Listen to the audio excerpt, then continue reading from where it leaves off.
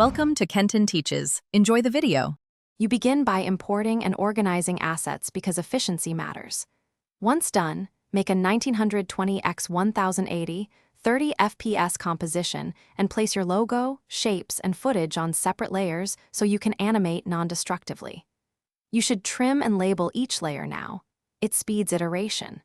Then set your work area to the intended length and pre-compose any grouped items. This lets you animate complex elements as single objects and prevents timing mistakes later, so do that before animating.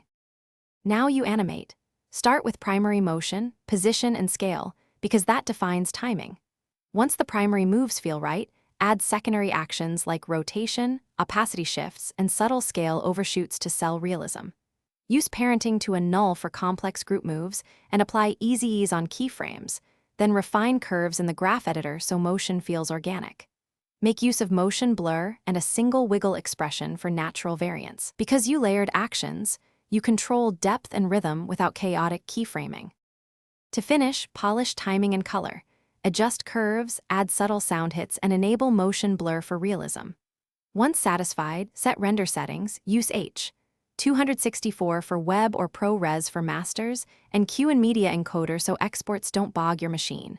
If render fails, purge the disk cache and reduce preview resolution. Make sure all pre-comps are resolved and no broken expressions remain. Finally, check alpha channels and playback across devices. If something still looks off, step back one pre-comp and isolate. Thanks for watching. Please subscribe if this video was helpful.